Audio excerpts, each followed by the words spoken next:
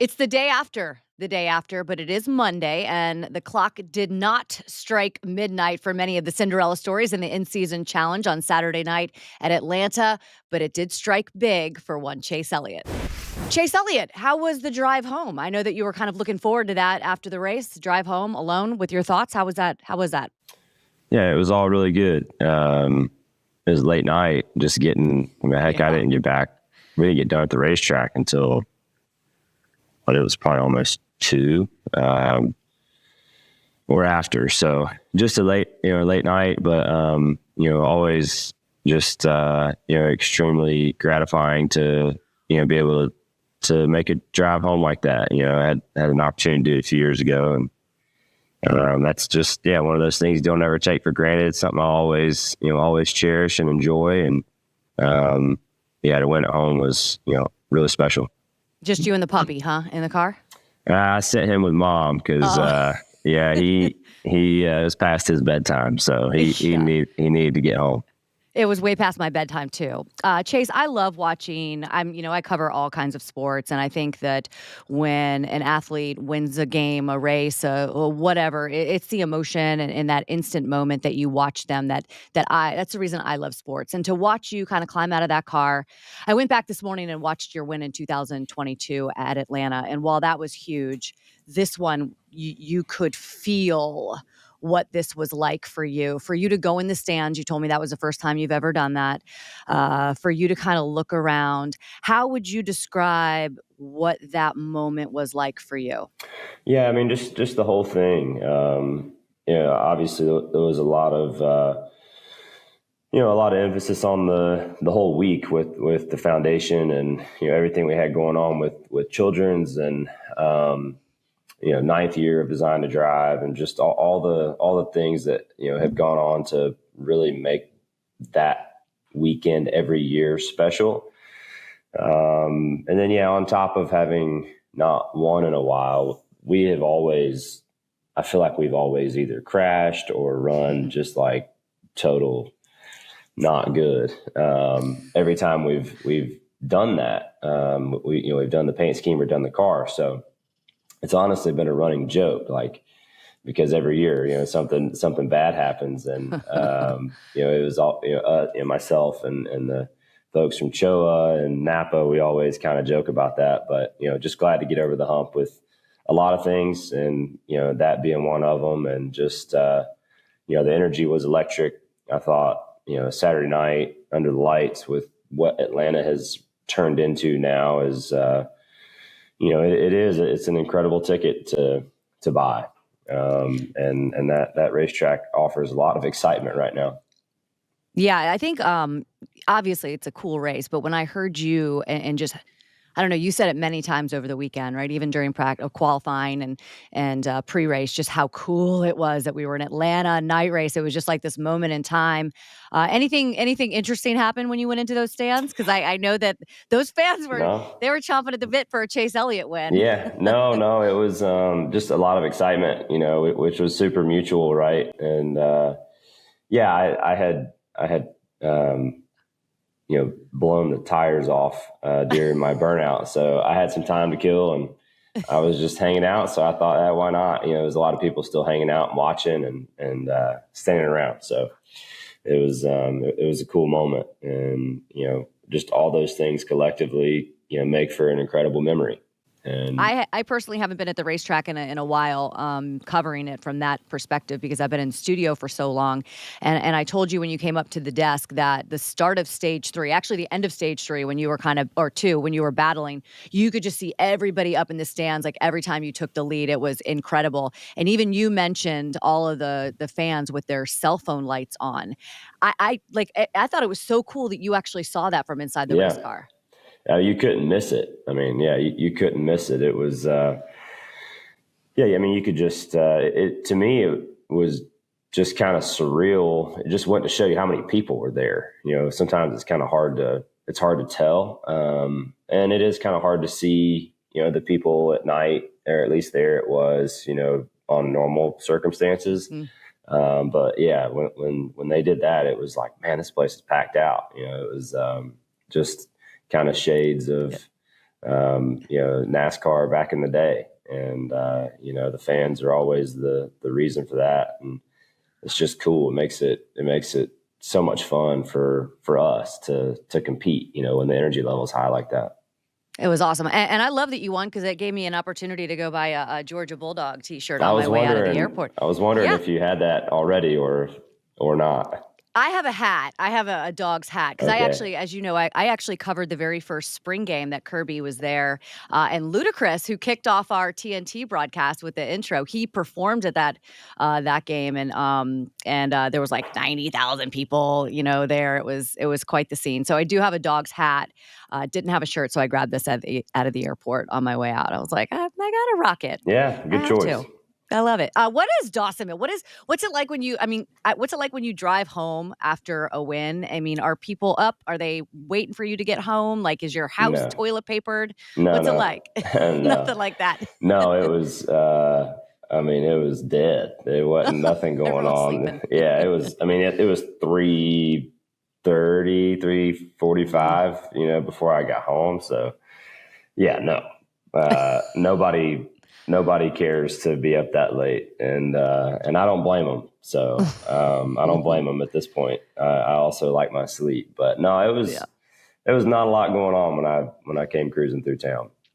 So night race, 44 race winless streak. I was talking to someone when I was heading out of the track. Obviously, being at this speedway close to home, all of these things. Would you say that this is probably going to be the biggest win of your career? I don't know about that, but it was certainly up there, and certainly had a lot of meaning to it. But championship win and first win, like all those things are always very special. But to get number 20 at home in that fashion like that, I thought was just incredible. And so they're hard to rank, Mhm. just because they all have such different feelings and different emotions attached to Mhm. them. And that kind of makes them all unique and special in different ways. Tell me, I want to know, describe your relationship with Alan, because, the crew chief driver relationship, I mean, listen, it's got to be tight, but I'm sure that you guys have some throwdowns, right? We saw Jimmy and Chad, obviously we know exactly what they did, but we saw how their relationship was for so many years. You have to be able to talk that way. You have to be able to hold each other accountable. You have to be able to have tough conversations. That's the only way any successful relationship works. And then you win together. So what is that like? You've mentioned him many times to us on that desk Saturday night. Yeah, I mean, our relationship is just very seasoned. At Yeah, this point, I it's think it. great. That's a great adjective. Just Yeah, I think play it right it's. down the middle. I think it's the best way to describe it. He knows me really well. I know him really well. We're very similar in a lot of ways, and just kind of our approach and the way we handle things, and us being transparent with one another and holding each other accountable has never been a problem. And we've always been able to go in there and have honest meetings and conversations and talk about where our struggles are, where my struggles are, mistakes that I've made or mistakes that he's made. That's just never been an issue for us. It's awesome. So we don't really have to yell at each other to know what is right and what is wrong, or what conversations need to be had on Monday morning, right? And I've always admired his approach, and appreciate his professionalism, and really just appreciate all that he's done for me. He comes in here and busts it every day to ultimately help make me successful. And I've always appreciated that. And he's a guy that I'm thankful to have in my corner, and one of the many people that I'm talking about when I say, hey, you have somebody good that has a ton of racing knowledge, that's a great racer, but is also equally as good of a person away from the racetrack, and having that balance, I think, is a big deal. Big fan of Alan's for sure for many, many years. Um, the straight talk, straight stat today. I can't believe this. You were one of 4 drivers not involved in an accident. Is that true, or did you have any? I saw the donut on the side of your car, Yeah. so you didn't make it. You didn't make it to Yeah. victory lane without some kind of Yeah. cosmetic damage. But truly nothing, huh? Yeah, no, we got Wow. really lucky. Really lucky. Yeah. I was close, close to a couple for sure. Yeah, the donut on the side. Myself and the 17, we were racing like just normal racing, and I kind of went to get away from him to, we were side drafting, right, and just playing games, and we both kind of came to close that gap up at the same time. I was trying to get back to his right rear to pull him back. And I think he was trying to get up the racetrack to go, to help his corner entry, which I was going to let him up anyway. You don't typically want to crowd people like that on entry. So yeah, I was just trying to pull him back a little bit before we got to the corner, and we both wanted, I couldn't really see him out the left side. I don't think he could really see me. Yeah, we just turned straight into each other on the straightaway. And yeah, glad it didn't cut a tire, because we hit really hard for nothing to happen. But outside of that, it was you did get pretty lucky. straightforward. Do you guys take a breath at all during that race? Like, I mean, we don't as race fans, because it is just like, I mean, from the start of the race to the end, it was crazy. It really was. I mean, there was a lot going on for sure. But yeah, I mean, there were times, right? I mean, stage breaks and, the cautions and that sort of thing. I guess I should say, do you take a breath under green? Or are you just like, we saw a shot of Denny's eyes, and he was just, I don't think he blinked for like 5 minutes. He was just like this, like just dialed in. Yeah, I mean, I think when you get going, you kind of get in a routine. I don't know what my eyes look like. Those are the coolest shots, by the way. Yeah, the night races are good, good for that, right? If you have an in-car camera. So, yeah, I'm sure I'm similar. I don't know how much I blink while I'm driving or not. I've never taken account, but yeah, I don't know. You kind of get in the cadence, like, and it's different for different tracks though too. But yeah, you totally get in a breathing cadence that, becomes repetitive. And you just kind of do that. You're not really thinking about it, but like something that comes to mind is like Bristol, is really fast, right? And pretty physically demanding. And you get in a rhythm of kind of breathing that links up with your lap in a way. Yeah, it's kind of, but you don't really think about it. But when you get done, like I remember my first couple of trips to Bristol, I was like, man, this is tough. You're kind of out of breath, and you kind of have to find a happy spot there. But yeah, it is, and I'm sure those last couple laps, the heart rate was up, and it was it was fun. Those are the moments that we do it for. Yeah, I guess I can kind of relate doing endurance sports for such a long period of time. You do have to focus on your breath and kind of remember that there is a process to kind of breathing and staying focused. The move to win. Listen, this isn't like football, basketball. You can't practice these things, right? I mean, I guess you can on the simulator. Had you ever, like, obviously you've made moves like that to pass and to win. Like, is that something you think about, or do you just go? I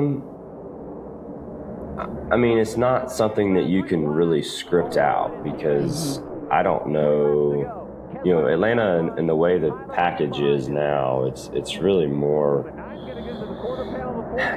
you can try and draw up when you're going to get a run, and you might have a little bit of hand in helping to design that, but it's very much in the moment, and I feel like the way that racing is now is just kind of taking your runs when you get them, because you might not get another one like that. Yep. So that was really it. And I think by that point in the run, we've been running for a little while on tires. So the front tires were kind of wore out, and the cars just weren't as sharp as they were at the beginning of run. So not only did that make it harder for someone to defend if you were leading, because, just basically the car is not following your hands as sharply. You kind of have a little bit of a delay in the front tire. So, keeping that in mind for sure, and just trying to give yourself enough space and enough room to do something with your run. But yeah, Alex gave me a great shove. Yeah, I did. And at that point, it was kind of Perry Hendrick cars trying to figure out how we could win. And fortunately, we were on the front end of that. But I do appreciate Alex and his efforts and being able to get me by. Well, you can buy him a beer. How about that? Next time you guys are at least a beer. Yeah. I'm trying to see who my eyes are down because I'm trying to see who you're matched up with in the next round of the in-season challenge. I can't seem to make it out, but what I think it's fun, man. I'm a big bracket person, right? And for Ty Dillon, I don't know if you saw, he climbed out of the car. He just totally like trolled Denny's. Like, I beat your favorite driver. Like, I love it. That's funny. Yeah, no, it is. And really, I think as the weekend went along, I became a bigger fan of it just because of the energy that it was bringing. Like, I think people were really into that. And, I think it is a good way to spice up the middle of the year like this and kind of start this run to the playoffs. The summer months, right? Kind of like, they're cool tracks. We're going to have like energy built into every single track that we go to. And now you've got John Hunter Nemechek up on deck. So okay, perfect. Yeah. You ready for the road course and the street course and all those kind of courses? Yeah, Dover. I'm ready. Let's do it. I'm looking forward to it. I think, Chicago's been a fun experience over the last couple of years. I look forward to getting up there. Always nice to go out to Sonoma.